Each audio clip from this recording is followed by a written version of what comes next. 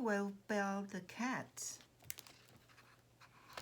The barn mice decided that if they put a bell around the cat's neck, they would know where she was at all times.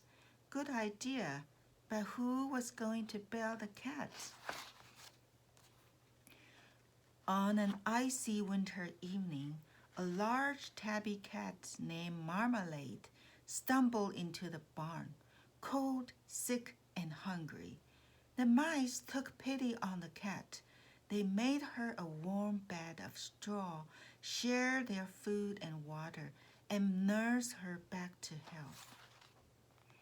As soon as Marmalade felt better, she began terrorizing the mice, chasing, threatening, and making their lives miserable. She was a horror. Why are you doing this to us? The mice cried.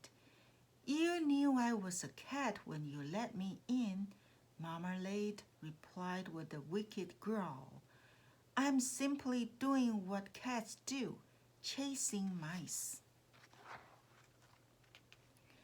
We must stop Marmalade, Smart Mouse said at the mouse meeting.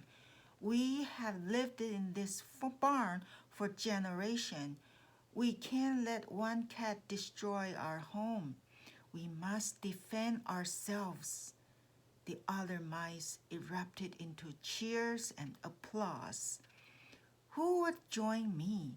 Smart Mouse asked. Friend Mouse stepped forward. With no warning, Marmalade leaped into the middle of the meeting. Large and small, young and old, the mice gathered to the far corners of the barn.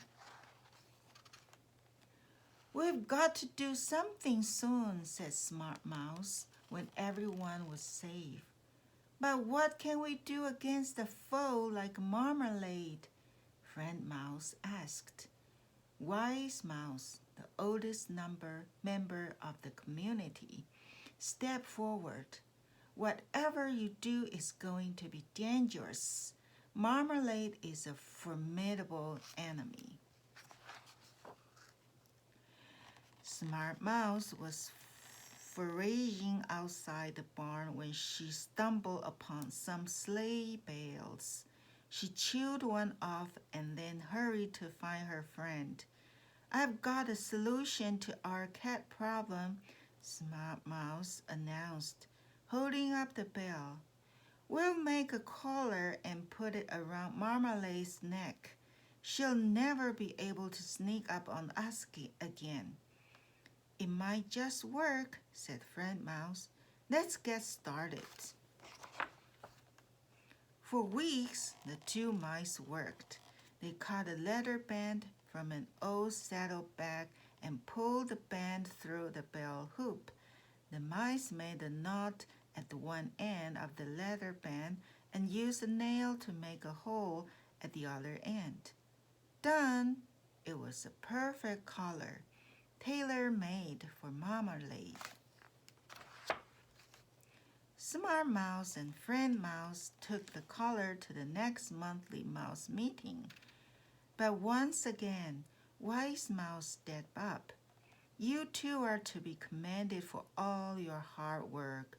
But who among us would take on the dangerous challenge of belling the cats?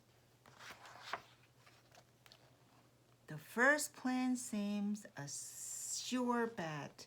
Smart Mouse found the perfect volunteers, the triplets, 3 of the smallest mice in the barn, Wee Mouse, Tiny Mouse, and Teeny Mouse.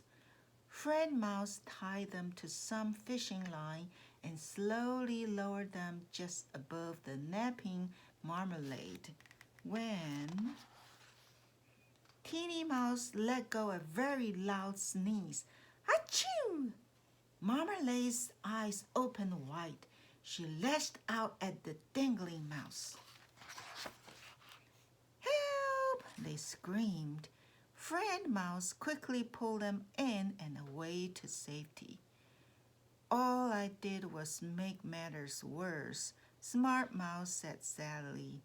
But Friendly Mouse was not discouraged. We can't give up now, Friend Mouse said. How about seeking help from the Red Pack? Them? Shouted Smart Mouse, amazed that her friend would consider such a thing. Desperate times require desperate plans, Friend Mouse said. Smart Mouse agreed. Off they went to the junk heap to meet with the rats, a disagreeable, unkempt breed of rodents that created chaos and confusion whenever they went. Their nasty dispositions matched their arrogance and greed. Though uncomfortable, Smart Mouse kept her composure as she spoke to the head rat. We need your help to put a bell around the neck of our bitter enemy, a cat. What's in it for us? Head rat asked. Name your price. We need clean, dry straw to make our beds warm and toasty, like yours. If you help us, we will gladly share our straw with you. Done deal, Friend Mouse said.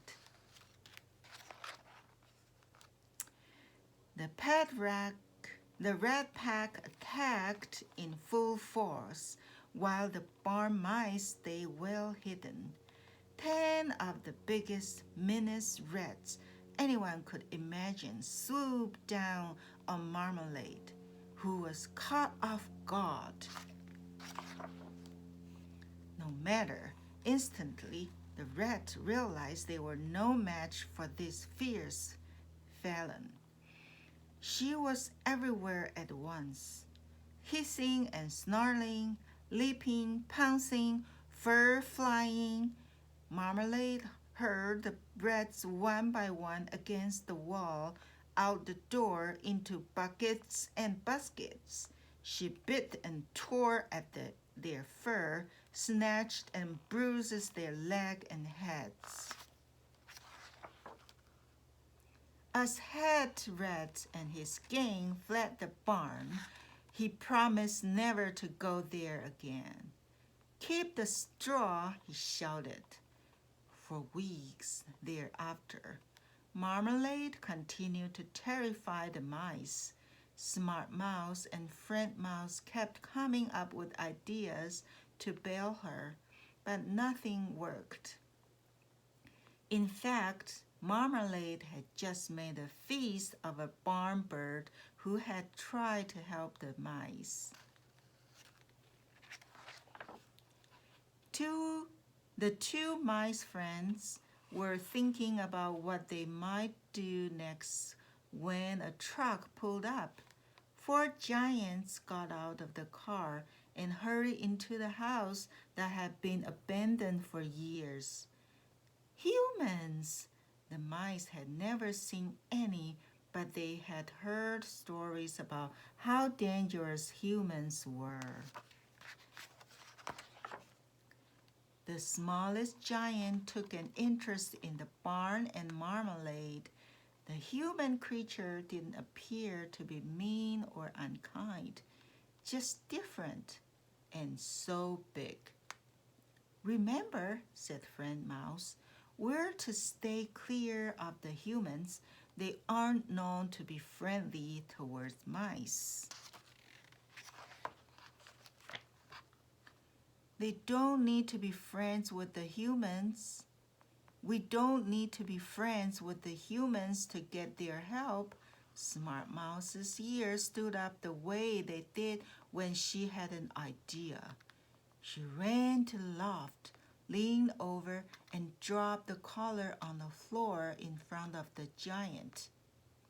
The human saw the collar and picked it up. Oh, look, Kitty Cat, she said, smiling. A collar with a bell on it, just perfect for you. She fastened the collar around the cat's neck. Now, I'll always know where you are. And so would we, said the mice. But Old White Mouse shook his head. When you use a tiger to get rid of the lion, what would you do with the tiger? Oh well, he added with resolve, that's another problem for a different day.